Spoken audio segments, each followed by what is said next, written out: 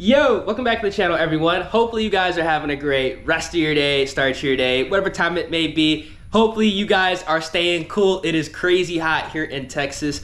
But in this video, I'm gonna be answering a question that has been commented in a lot of my videos. I've been getting private DMs, and that is, do I feel satisfied after pro-charging my 2016 Shelby GT350?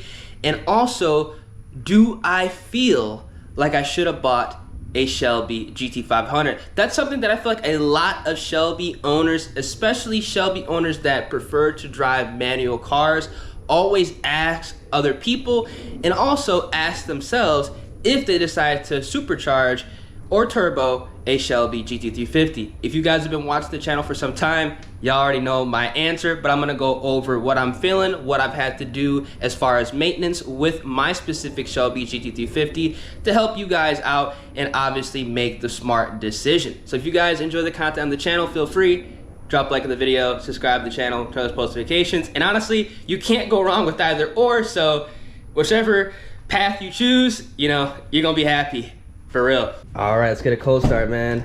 This is literally one of those videos where there is no wrong answer. Like, whatever route you choose, you're gonna be happy because not only are you in a Shelby, but you know, you're in a pretty badass car. So 3, 2, 1. Woo! I recently just got a lot of maintenance done to this vehicle, which is exactly why I'm making this video, because I know when people start seeing that you have to maintenance the car, they start wondering, is it worth it modifying a car, or should you already buy a car that is done, essentially a Shelby GT500. Even though Shelby GT500s necessarily, like, they're not done, but you could buy a GT500, do nothing to it, and be chilling. Same thing with the Shelby GT350 as well.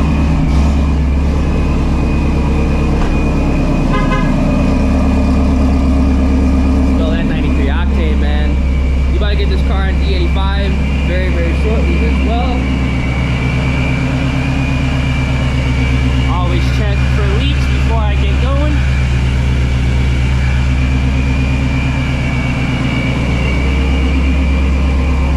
I don't know if y'all can even hear me.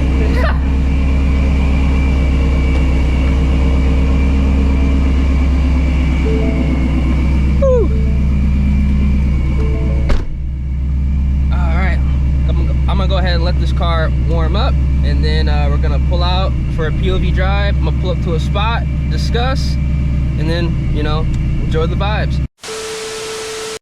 All right, so we're on the road, man. Nothing like rowing your own gears, I will say that. Now, I feel like Shelby GT350s, GT500s, you know, the owners are kind of in the same boat. Now, I know I'm gonna get a lot of questions saying, well, the price difference is kind of drastic, but here's what I'm gonna say about that. Yes, I know you can buy a Shelby GT350 for $50,000. That's how much I bought mine for. I also know you can buy a Shelby GT350 for also $60,000. GT500s, you know, they could be upwards of low 70s, 80s, and even $90,000 if you're trying to get a carbon fiber track pack. But here's the thing. This video, we're going ahead and talking about supercharging your Shelby GT350. Now, I've already went ahead and done a price breakdown on how much it's going to essentially cost to supercharge your Shelby GT350 if you were to go ahead and buy everything new. Now, not really the unfortunate thing about it, because with a car like this, I really wouldn't risk buying a used kit unless you know the seller. There really aren't that many used kits available. So you're gonna have to, for the most part, buy a brand new kit. And the average cost of a brand new kit that has like everything you need, and I'm just talking about the supercharger head unit or turbos, the proper intercooler, because cooling is very important, all the piping and whatnot, it's gonna be around, you know, I'd say $7,500 to $10,000 if you were to go ahead and get things optioned out with a twin turbo kit. And it could even be more if you go with the fully custom route, you know, with Fat House Performance. So it really isn't cheap. So if you're thinking about it right now, let's say you buy a Shelby GT350 for 50K. Just going ahead and getting the kit alone, you're gonna be upwards at $60,000. Now, let's say you bought the car for 60K, you're already at $70,000. You're 10K away from getting a Shelby GT500. Now, if you don't do your own labor, you don't have the space, don't have the tools, don't have the knowledge, don't have the time, you're gonna have to go ahead and factor in another, let's say, $5,000 to get the kit installed, oil pump gears, crank sprocket, supporting mods. We have a manual transmission car, so you're gonna need a clutch. I mean, you can literally start spending upwards of another 10 grand on labor if you were to do everything at the same time. So that $50,000 Shelby GT350 just became 70, and that $60,000 Shelby GT350 became 80K.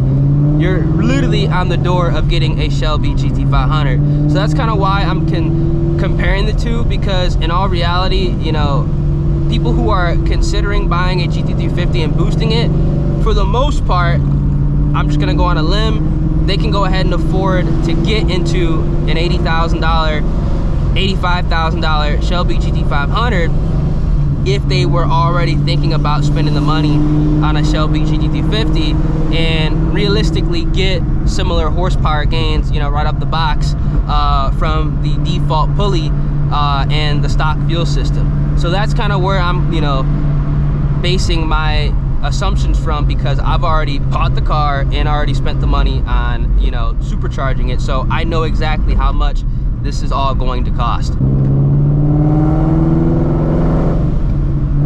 Just let my oil temp warm up, man.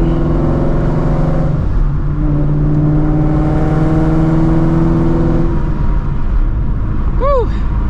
Now, something else I'm gonna go ahead and talk about now is like the maintenance with a Shelby GT350, because we all know, depending on what year you get, and honestly, any year you get, you are gonna have to maintenance these cars a little bit more, I should say, closely than you would a 5.0, and probably honestly even a Shelby GT500. With the Shelby GT350, whether you get a 2016 model, 2017, 2018, 2019, 2020, it is recommended to wait until your oil temp gets to about 190 degrees before you take it over 3,000 RPM. That's why whenever I do my POV drives, and you're seeing it in this video, I always kind of just keep the car under 3,000 RPMs until we get to around 190 degrees for the engine oil temp.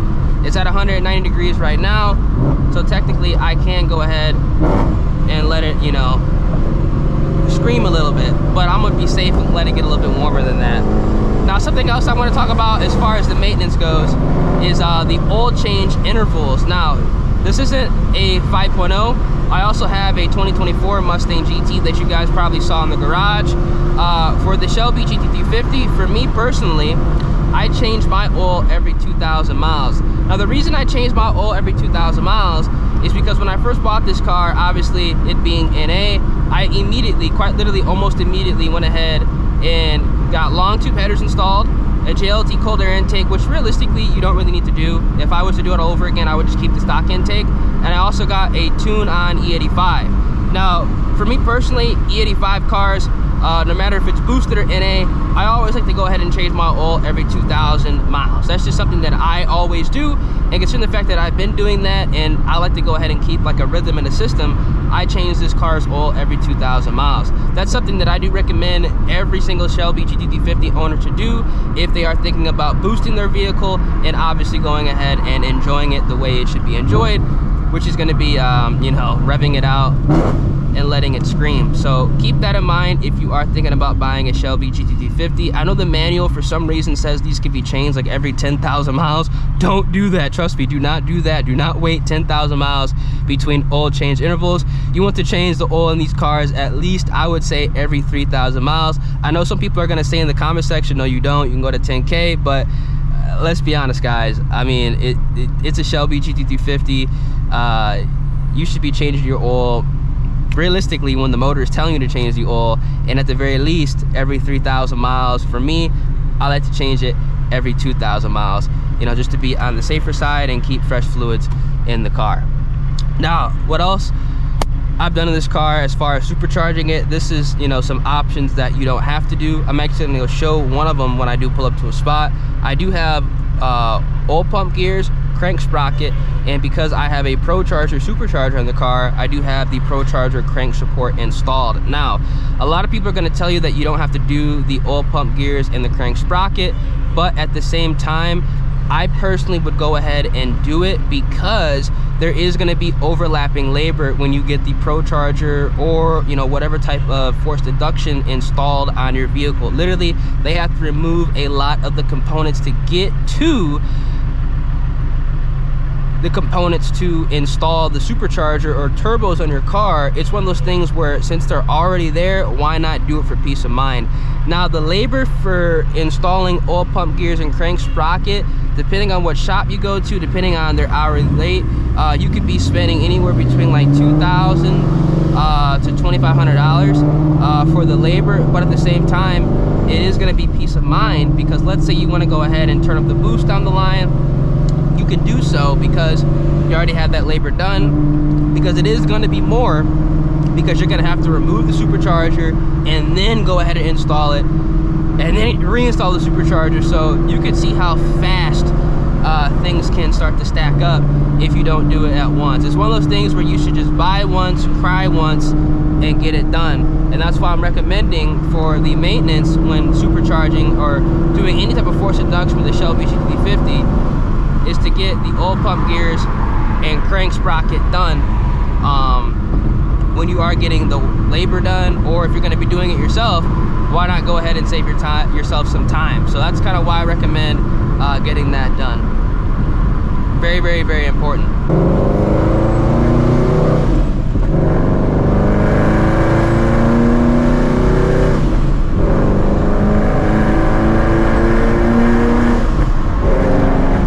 Let's go ahead and talk about overall performance, because that's really what matters.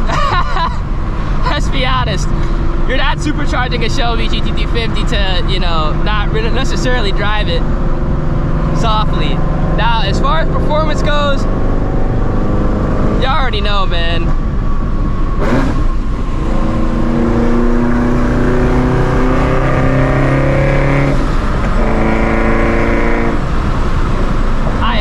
Really satisfied.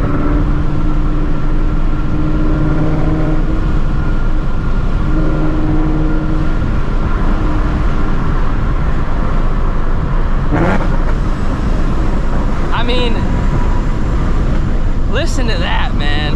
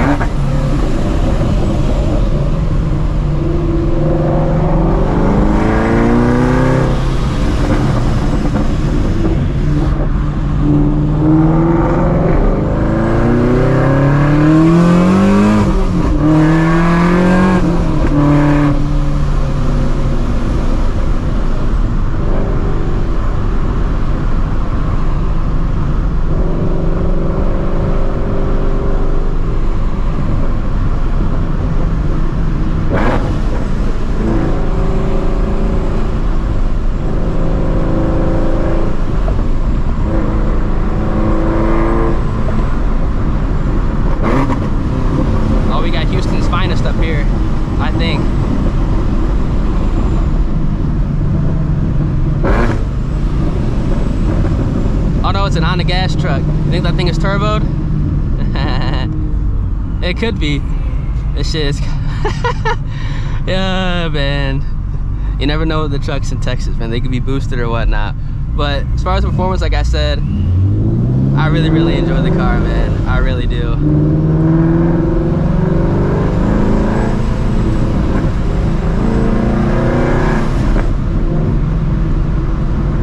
My car makes about 700 horsepower.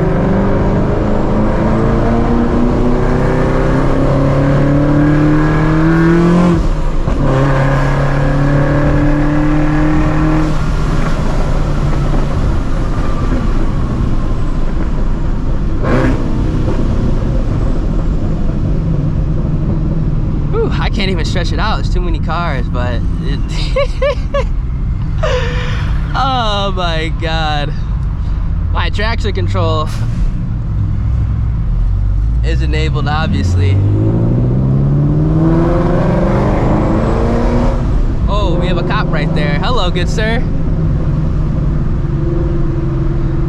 Hey, let me not rip it, because I really was about to go rip this.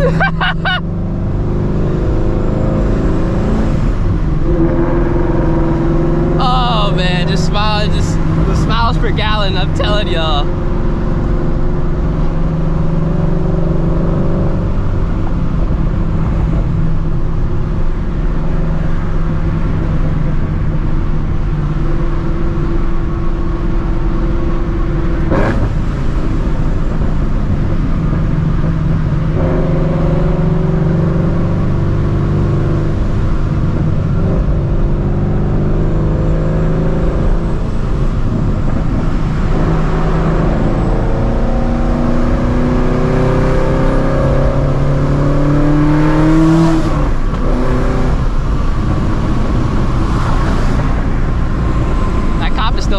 Too. Ah, come on, man.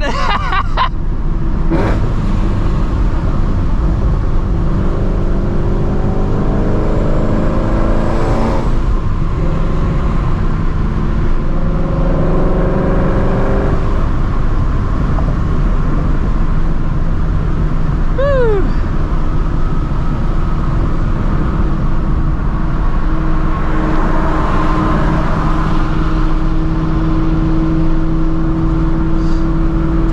Man, it is hot. I don't think muggy's the right term, but man, boys, it's hot. It's like that dry heat we have right now. Crazy.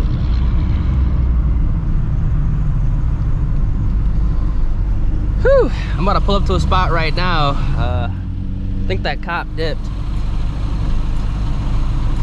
I'm gonna say he did.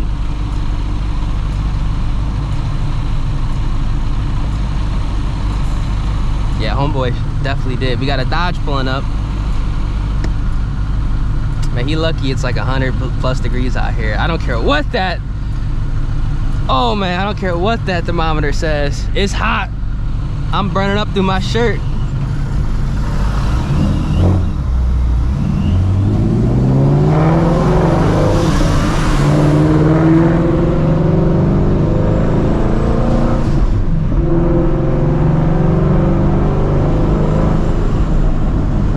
My GoPro hasn't overheated yet either. Come on, good sir. A few moments later. All right, ironically, after I said, oh, I'm surprised my GoPro hasn't overheated, it literally just overheated due to how hot it is outside. Like it's 100+ degrees. It is crazy out here. Let me do a quick walk around and we'll get right back into the car. Now, as far as under the hood goes, this is what we're working with.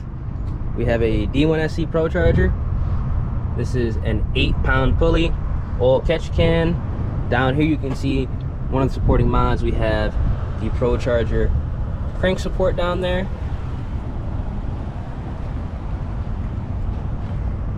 Stock manifold.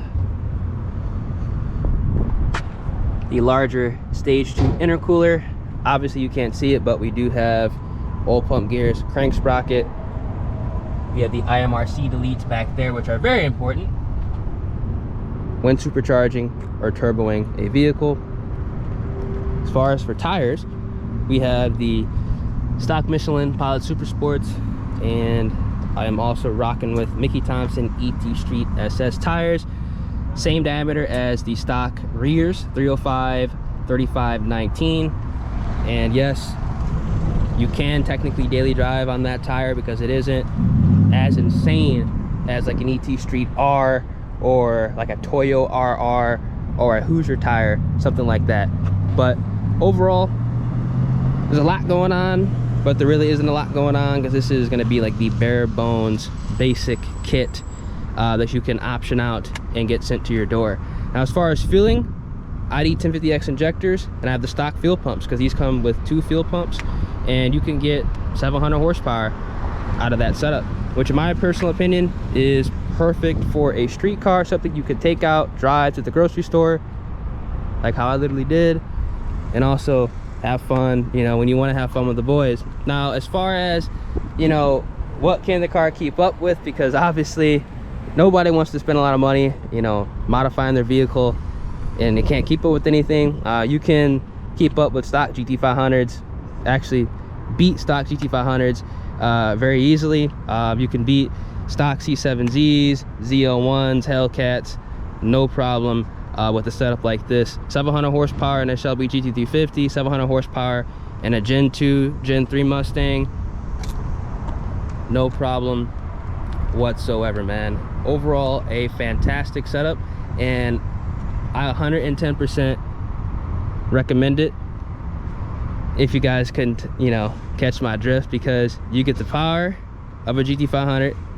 You also get the manual transmission with the Shelby GT350, the Tremec, and it makes all the glorious sounds. So if you're wondering if it is worth it boosting a Shelby GT350, in my personal opinion, it is, and I think a lot of you guys will also enjoy it as well.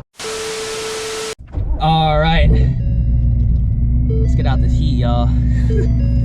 It is hot, man, which is kind of why I'm not really going crazy in the car, because whoo, it is hot. Let me tell you, it's no joke out here in Texas. 100 plus degrees, something else.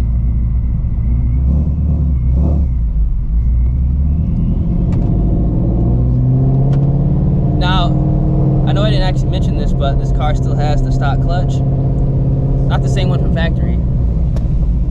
Another stock clutch and the stock transmission.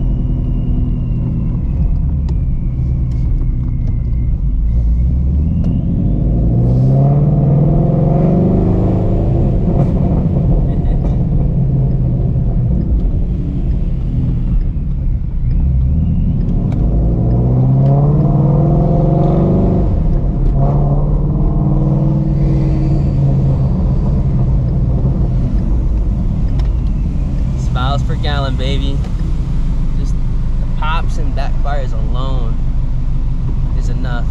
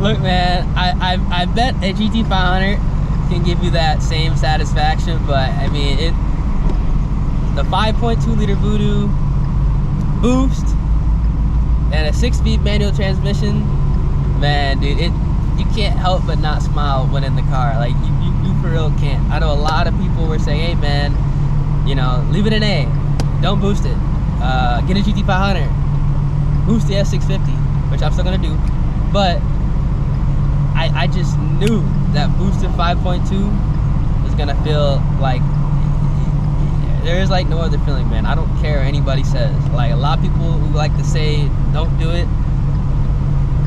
drive one, ride in one, you gotta experience it for real. Like, there's some things you gotta experience it for yourself before you can make like an actual opinion on it. And like, this is one of those things, man. I'm gonna roll my windows up for a little bit. It's probably crazy loud, but like, this is one of those things where you really gotta experience, man. Oh, it's so much fun.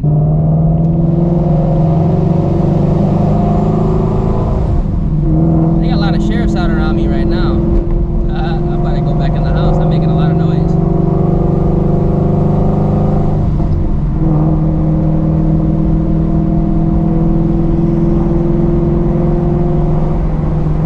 Now, if you guys are wondering what exhaust I have, I completely forgot to mention that, but you guys probably saw it in the engine bay. We do have long tube headers. We have a 4 Performance X pipe. Obviously, you can't see that. And this car does have the stock active mufflers, which are currently malfunctioning, and they are stuck in the normal mode.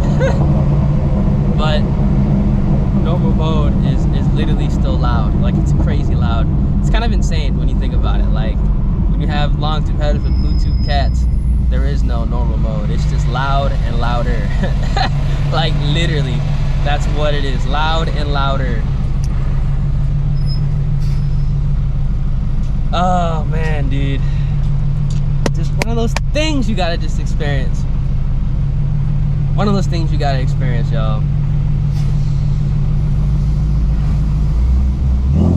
If you know, you know.